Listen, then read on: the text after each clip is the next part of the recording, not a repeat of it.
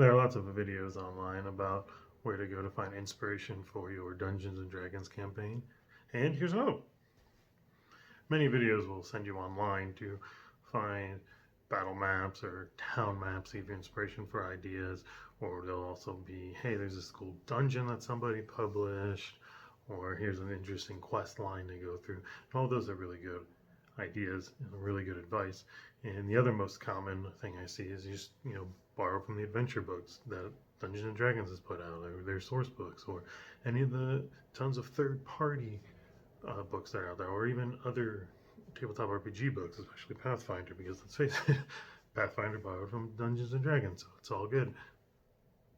But one thing that I don't see people saying, like one place that I don't hear people sending others to for advice, are the Dungeons and Dragons novels. Like maybe they think it's too obvious. It's because like, hey, you're doing a Dragonlance campaign. Let's obviously you want to look to the works of Margaret Weiss, or if you're in the Forgotten Realms, you look at Ed Greenwood or R.A. Salvatore's books. But what if you're doing your own homebrew campaign? You can use these books. These books were written with Dungeons and Dragons in mind, so mine them for your Dungeons and Dragons adventures. Lift, borrow, steal outright. It's okay.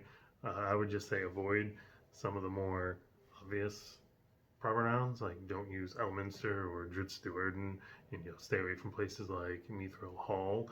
But other than that, some of the lesser known things, I would say go for it.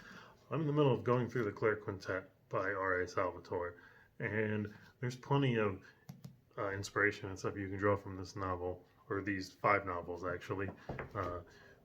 It takes place in the Edificant Library. Most people have never heard of that. They think of Candlekeep when they think of libraries, so easily put that into your world. You have Shelmistra Forest nearby, the city of Cara Dune. And then you have the Castle Trinity, which is where the evil servants of Talona are plotting, and that's like the main antagonist of the novel. You can use all of this stuff, and even some of the people from there, like the bad guys, Abelister and Barjan, who are trying to do these evil things, and the headmaster of the Edificant Library is named Avery. You can just take that stuff wholesale. Some of the stuff I would avoid, say, using in this would be the priest Catterley, because he definitely appears in other Dritz books, so he'd be a little more well known. And the Boulder Shoulder Brothers is another example. But the rest of that stuff, just feel free to just transplant straight into your world. Now, caveat here, obviously, if you're trying to do any kind of financial gain for your campaign, don't do that. That's probably going to get you in trouble with copyright.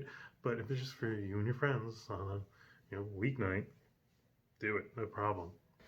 Especially because I'm not sure I pronounced all of those names correctly, or all of those places. So if I fudged it up a little, boom, it's not the same now, and you're all good.